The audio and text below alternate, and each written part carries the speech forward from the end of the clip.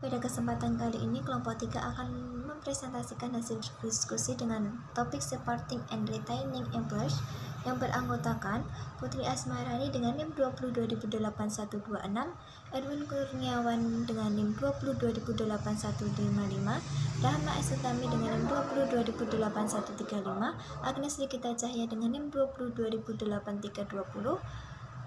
Selanjutnya itu Kak Fauzi Hawaibi dengan NIM 2017008418, dan yang terakhir Wayan Yateyase dengan NIM 20.8162. Ya, untuk yang pertama langsung saja kita ada tujuan pembelajaran. Tujuan dari pembelajaran materi ini adalah agar teman-teman atau kita semua dapat mengetahui perbedaan antara pergantian karyawan paksa atau dalam bahasa Inggrisnya involuntary dan sukarela voluntary, dan dapat menjelaskan pengaruhnya terhadap organisasi atau perusahaan. Kemudian yang kedua, tentang bagaimana cara karyawan menentukan apakah organisasi atau perusahaan mereka memperlakukan mereka secara adil. Dan tiga, mengidentifikasi persyaratan hukum dan disiplin karyawan. Dan keempat, merangkum cara-cara organisasi yang dapat mendisiplinkan karyawan secara adil. Yang kelima, menjelaskan bagaimana ketidakpuasan yang nantinya akan mempengaruhi perilaku pada karyawan. Yang terakhir, menjelaskan bagaimana organisasi berkontribusi pada kepuasan kerja karyawan dan mempertahankan karyawan kunci. Next slide. Kita masuk ke mengelola turnover. Di sini ada apa saja alasan utama berhenti dari pekerjaan. Yang pertama itu ada tidak suka dengan atasan atau rekan kerja. Nah, di sini hal ini terjadi karena ketidaksamaan pendapat antara si karyawan dengan atasan dan rekan kerjanya. Kemudian yang kedua, ketidakcocokan dengan budaya karyawan. Ketidakcocokan dengan budaya karyawan perusahaan, di mana si karyawan merasa tidak cocok dengan budaya yang ada di perusahaan tersebut atau perusahaan yang di tempat dia bekerja. Kemudian yang tiga, lebih baik di tempat lain.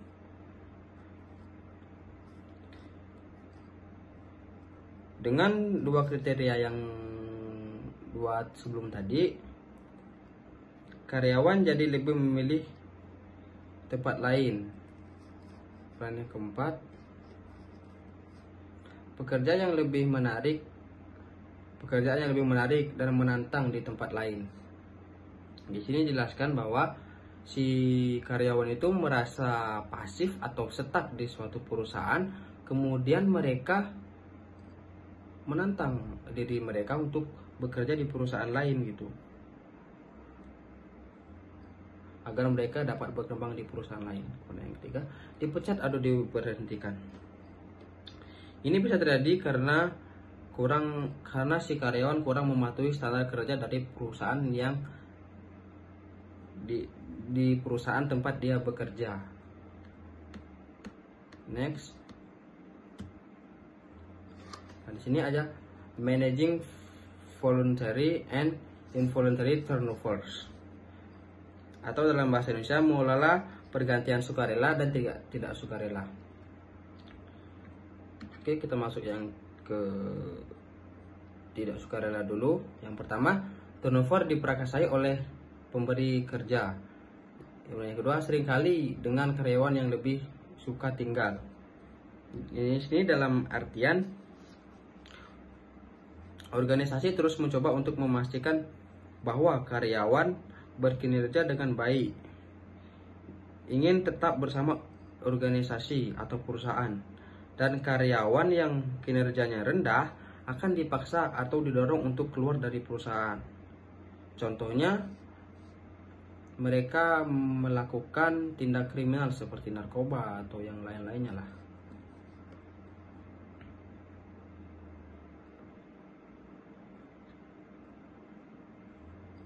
Dan dari segi sukarela, yang pertama, turnover diprakarsai oleh karyawan. Kemudian yang kedua, seringkali ketika organisasi lebih memilih untuk mempertahankannya. Karyawan bisa memilih pergi untuk pensiun dan bekerja di perusahaan lain. Biasanya yang bekerja buruk dan yang menjadi kesalahannya mereka sebelum dipecat. Jadi mereka di sini karyawan yang keluar secara itu adalah karyawan yang dimana mereka menyadari kesalahan mereka dan mereka memilih keluar sebelum mereka dipecat. Jadi tidak ada paksaan itu secara sukarela atau ikhlas. Next. Oke, ada biaya terkait dengan turnovers. Ini ada di tabel 10.1, mana situ terlihat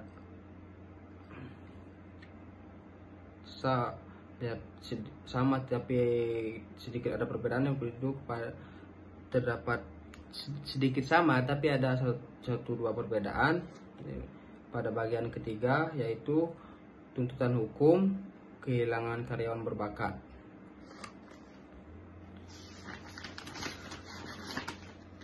Untuk turnover ini, yang pertama, secara umum organisasi mencoba untuk menghindari kebutuhan akan pergantian paksa dan meminimalkan penggantian sukarela, terutama di antara pekerja yang berkinerja baik.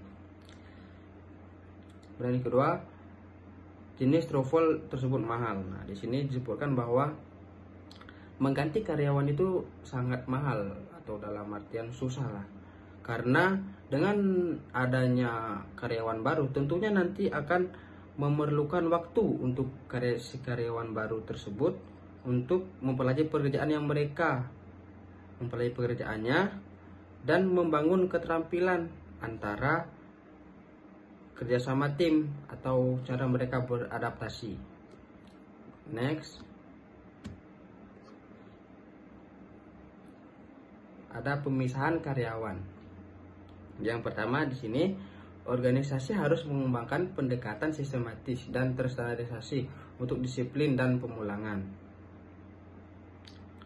Nah, karena risiko keuangan dan pribadi kritis yang terkait dengan pemecatan karyawan, mudah untuk melihat kenapa organisasi perusahaan harus bisa melakukan pendekatan kepada karyawan yang nantinya agar terstandarisasi untuk disiplin dan pemulangan karyawan.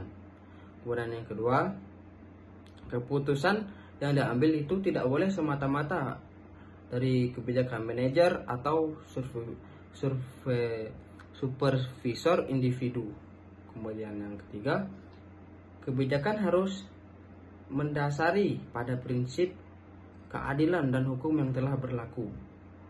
Dan yang terakhir, kebijakan harus memungkinkan berbagai cara untuk melakukan intervensi. Oke, mungkin itu saja penjelasan dari saya. Kurang lebihnya mohon maaf. Selanjutnya akan dijelaskan pemateri berikutnya. Terima kasih. 3:20. I'm going to tell you about principles of justice. Do you know principle of justice? We can discuss it in this slide.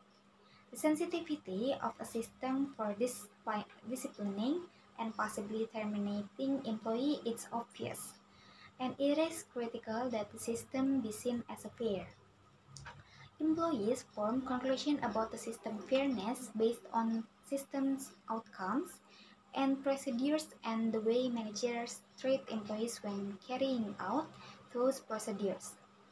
As you can see in this slide, there are 3 pillars in this principle of justice that are outcome fairness, procedural justice, and interactional justice. Okay, next. First, outcome fairness. Outcome fairness involves the end of a discipline process, such as consistent outcomes, knowledge of outcomes, and outcomes in proportion to behaviors. For the example, one employee went out to lunch and returned back drunk and were reprimanded. But on the next week, another employee was drunk and he or she was fired at the same time. All of employee will think about the outcome fairness that in organization did. Organization must give the same consequence for the same mistakes. And second is procedural justice. Procedural justice is their judgment that fair methods were to determine the consequence an employee received. In this slide, there are have 6 principles that determine whether people perceive procedures as fair, such as consistent procedures, avoidance of bias, accurate information, ways to correct mistakes, representations of all interests, and ethical standards. The procedures that exist must be obeyed by all employees who work in organization. The procedures should be based on accurate information, not rumors. The procedure should also be accuratable, meaning the system include safeguards such as channels for appealing a decision or correcting errors. Finally, the procedure should be consistent with prevailing ethical standards, such as concerns for privacy and honesty. And the last, or the third, is interactional justice. Interactional justice is a judgment that the organization carried out its action in a way that took the employee's feeling into account, such as explanation of decision, respectful treatment, consideration, and empathy. The manager also should treat the employee with dignity and respect and should empathize with employees' feelings. These efforts to achieve interactional justice are especially important when managing an employee who has a high level of hostility and is at greater risk of responding with violence. Next.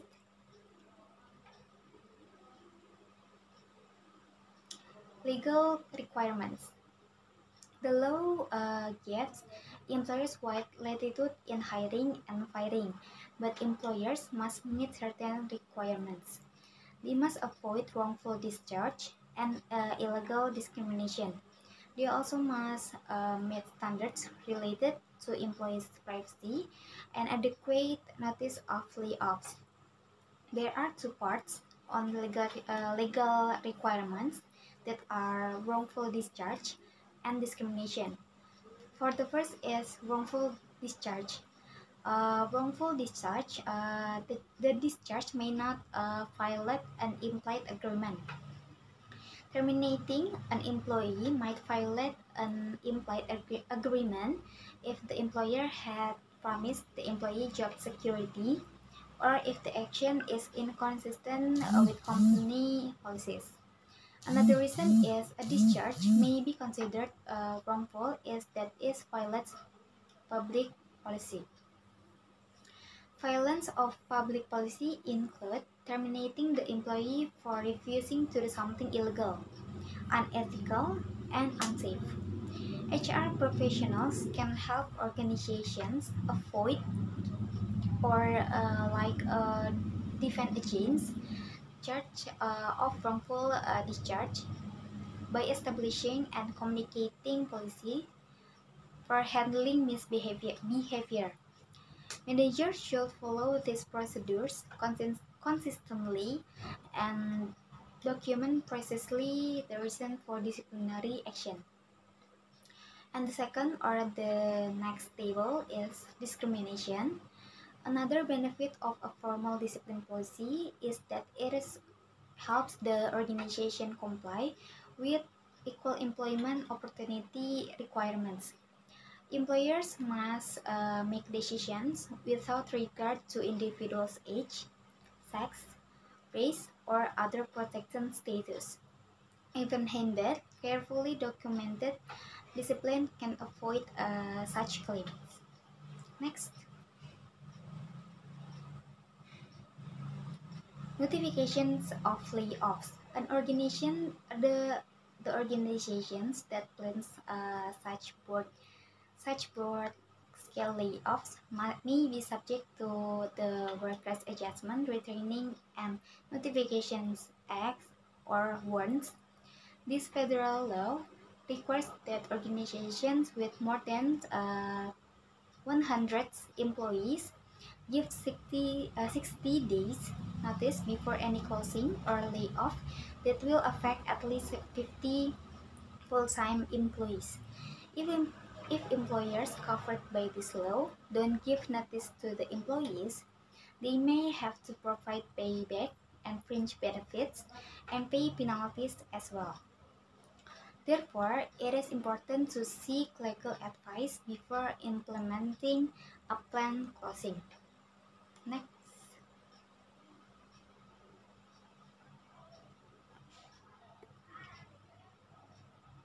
How to protect employee privacy? Organizations look for methods of handling problem behavior that are fair, legal, and effective. A popular principle for responding effectively is the hot stuff rules. Organizations such as daycare facilities and schools must protect employees' right to privacy in their lives and work while balancing the need to protect children from harm. And there are have six that organization should protect employees' privacy. For the first is ensure the information is relevant. Information that organization collected should relevant because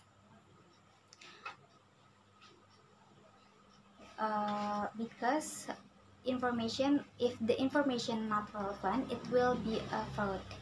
And the second is publicize information, gathering policies and consequence. Organizations give procedures and requirements to employees. And the third is request consent before gathering information, no coercion.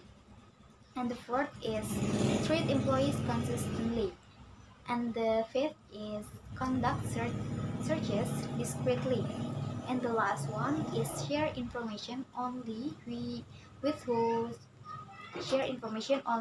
those who need it. Thank you.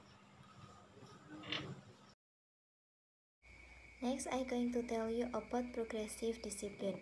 Organizations look for the method of handling problem behavior that are fair, legal, and effective. A popular principle for responding effectively is the hot stove rule.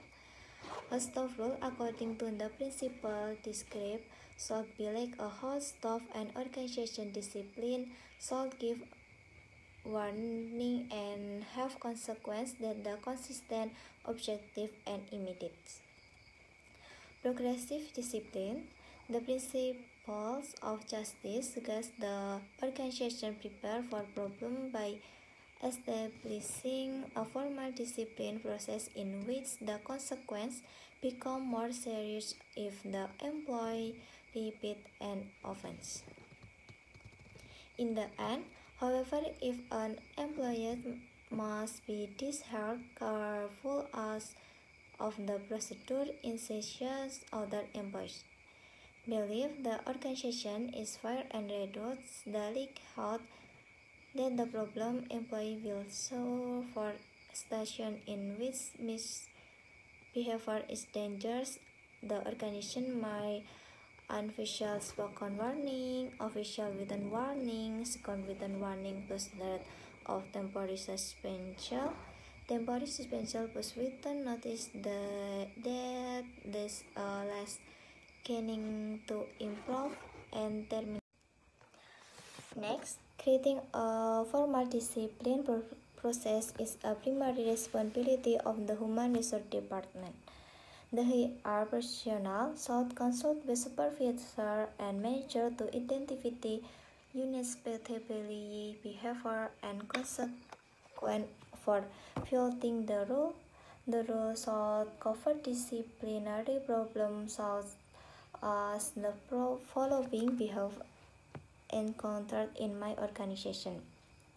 And then one, tardinary absenteeism, unsafe work practice, poor quality of work, sexual harassment of co-workers, coming to work impaired by alcohol or drug, theft of company property, and cyberbullying.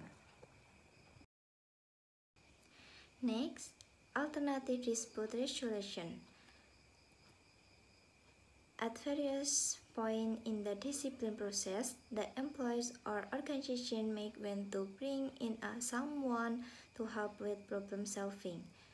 Techniques so promised for resolving disputes in open door police.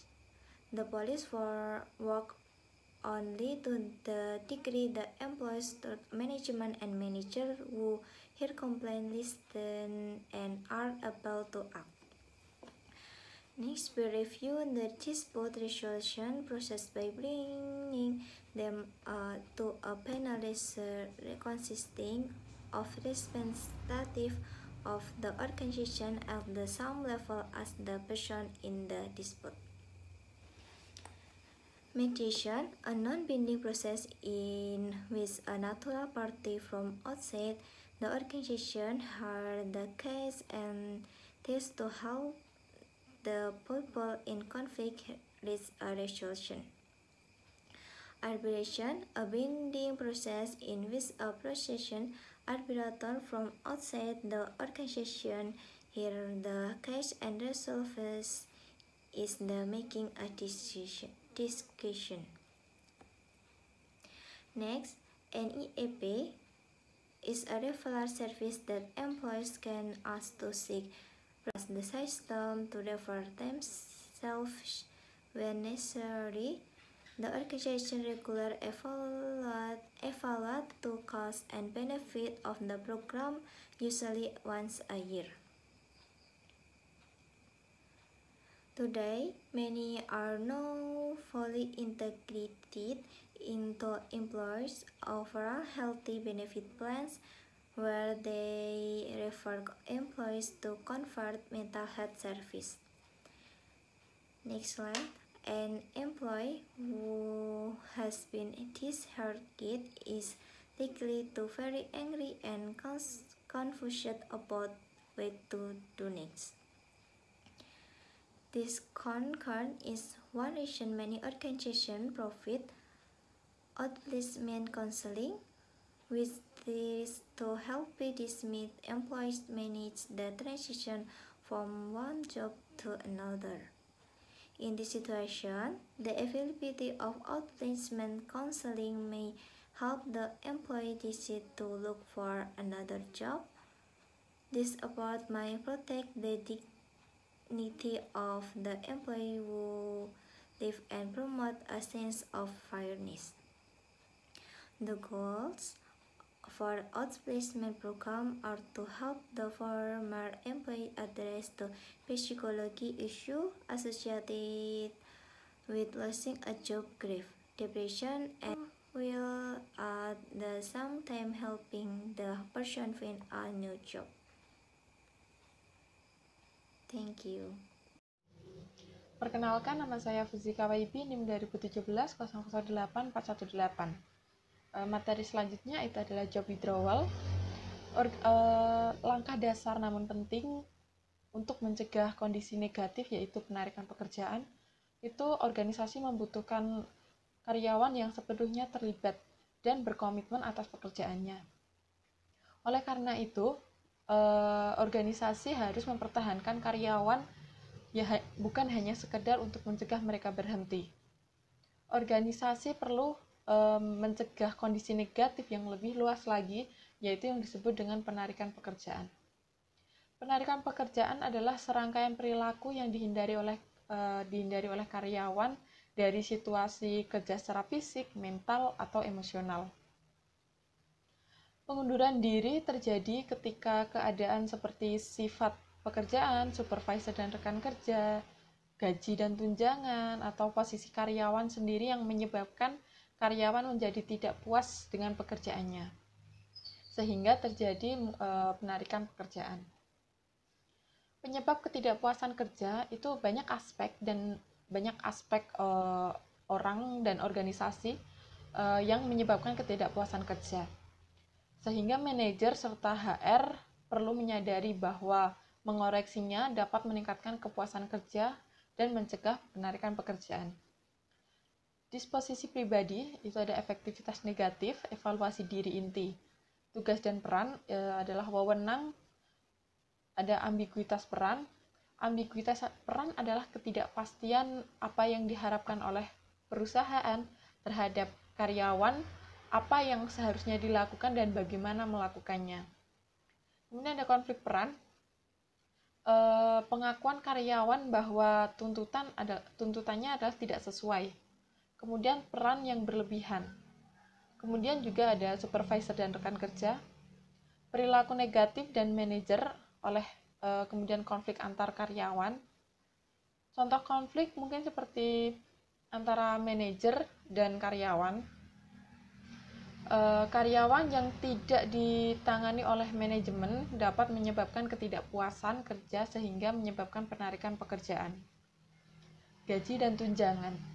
Gaji merupakan indikator status dalam organisasi. Gaji dan tunjangan berkontribusi pada harga diri. Penting untuk diingat bahwa karyawan peduli dengan penghasilan mereka, sehingga kepuasan dengan gaji signifikan untuk mempertahankan karyawan tersebut sehingga tidak terjadi penarikan pekerjaan. Kemudian ada infographic style. Tentara cadangan yang dikirim ke luar negeri sering mengalami konflik peran. Antara lain itu ada tentara, anggota keluarga, dan juga pegawai sipil. Sebagai contoh kasus, jadi sehingga penugasan di luar negeri seringkali meningkatkan konflik peran. Kemudian ada tindakan yang dilakukan karyawan saat tidak puas. Ada 3 poin. Yang pertama itu ada perubahan perilaku. Perubahan perilaku mencangkup ubah kondisinya. Ubah kondisinya itu menggunakan sistem internal untuk mengajukan keluhan atau proses pengaduan tidak ada, atau jika tindakan karyawan diabaikan, mereka dapat memilih. Kemudian ada whistleblowing. Pergi ke luar organisasi, ke otoritas atau badan penyalur yang menjelaskan tindak memberi kerja. Kemudian ajukan gugatan. Mengajukan gugatan terhadap pemberi kerja karena perlakuan tidak adil atau diskriminasi. Kemudian juga ajukan keluhan.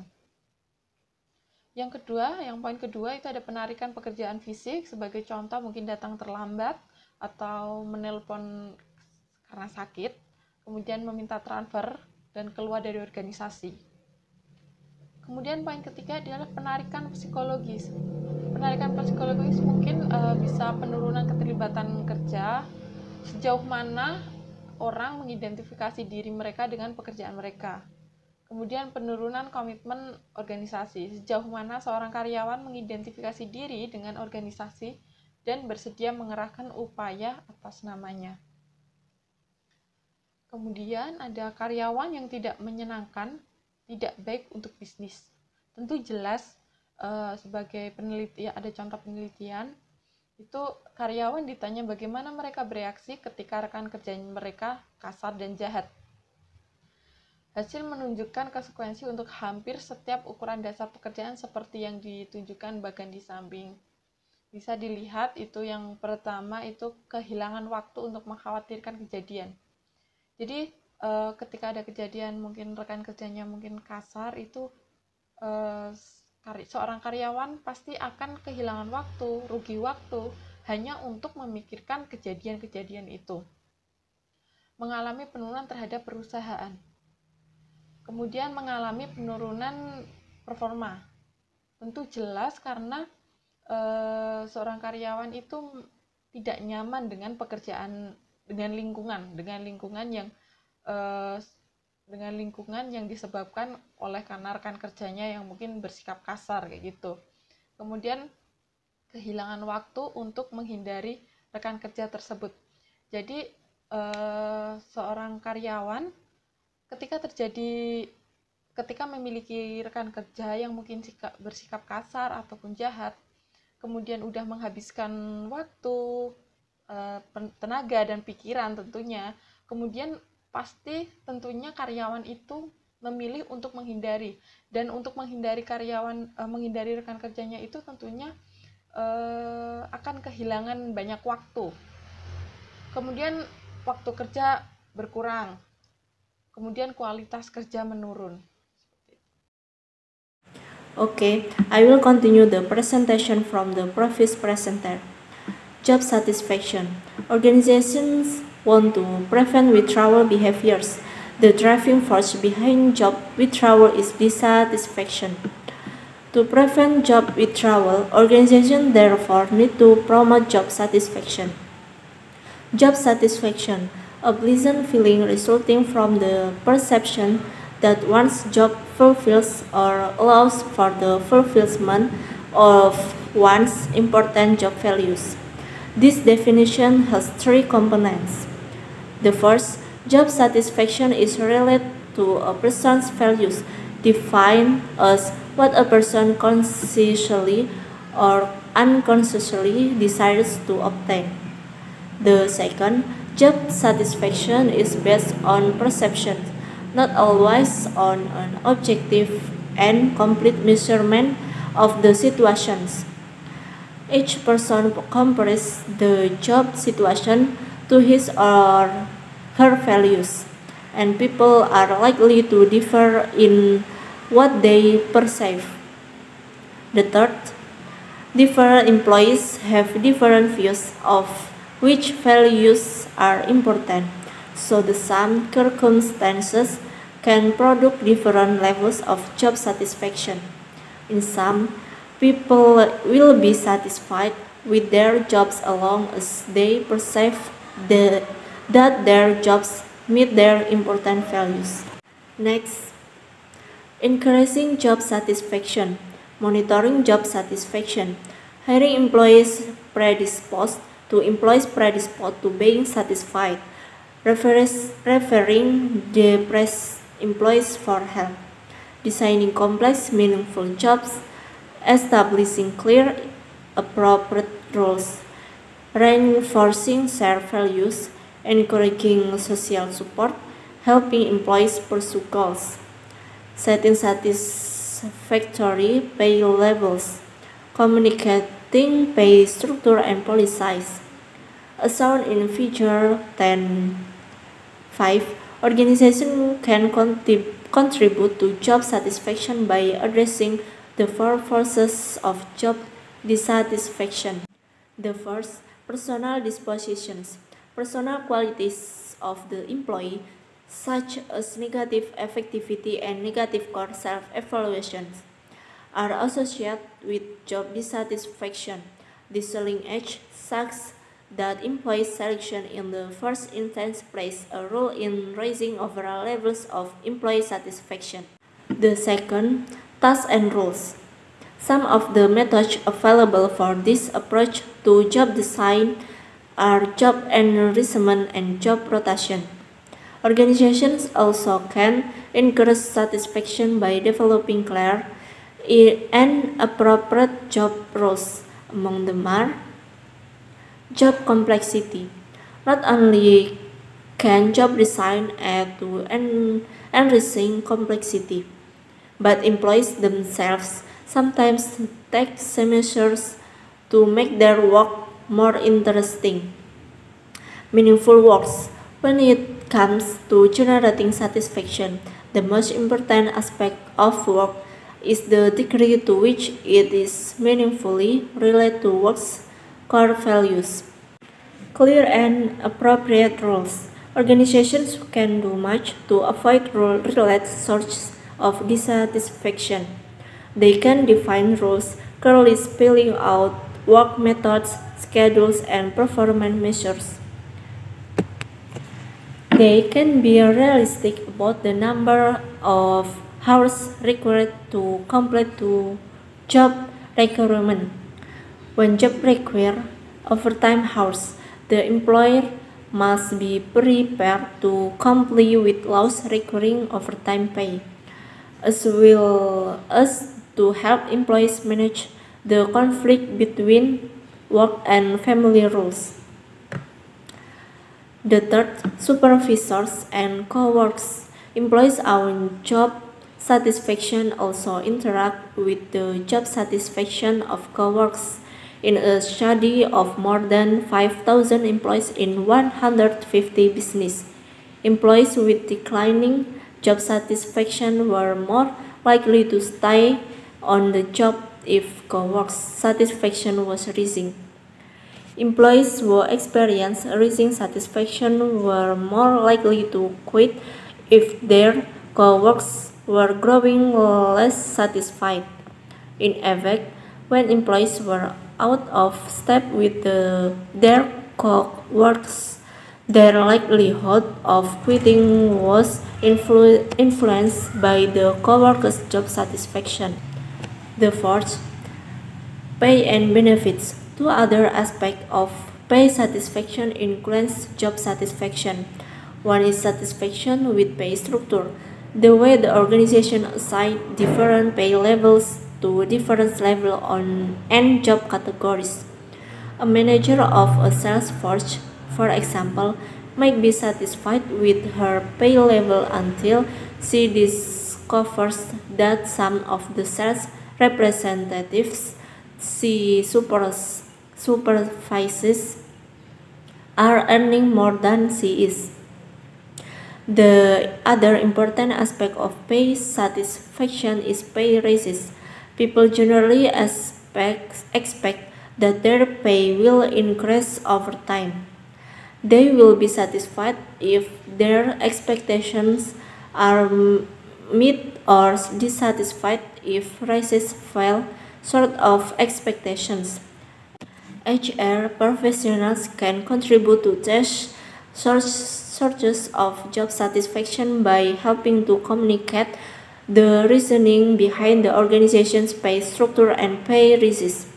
For example, sometimes economic conditions force an organization to limit pay raises. If employees understand the circumstances and recognize that some conditions are likely to be affecting other employers, they may feel less dissatisfied. Next. Appropriate tasks and rules include safety precautions, especially when work could involve rights to workers' health and safety.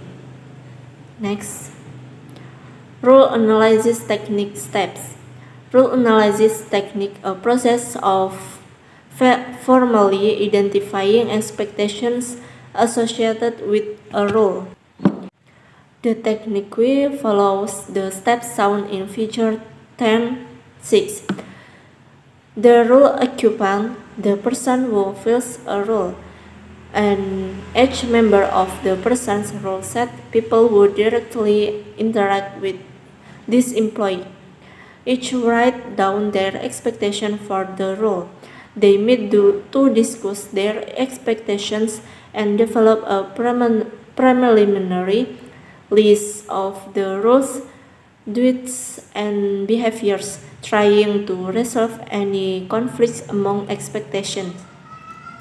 Next, the role occupant lists what he or she expects of others in the set, and the group meets again to reach a consensus on such expectations. Finally, the group modifies its preliminary list and reaches a consensus on the occupant's role. This process may uncover instances of overload and underload, and the group tries to trade off requirement to develop more balanced roles. Next, job satisfaction, supervisor and co-workers. The two primary sets of people in an organization who affect job satisfaction are co-workers and supervisor. A person may be satisfied with those people for one of three reasons. The first, the people share the same values, attitude, and philosophies. Most individuals find this very important, and many organizations try to foster a culture of shared values. Even when this does not occur across the whole organization, value share between workers and their supervisor can increase satisfaction. The second, the coworkers and supervisor may provide social support, meaning they are sympathetic and caring. Social support greatly increases job satisfaction. Whether the support comes from supervisor or coworkers, turnover is also lower among employees who experience support from other members of the organizations. The third, the coworkers or supervisor may help the person attain some value outcome. For example, they can help a new employee figure out what goes to pressure and how to achieve them. I think enough. The next slide will be continued by my partner. Thank you.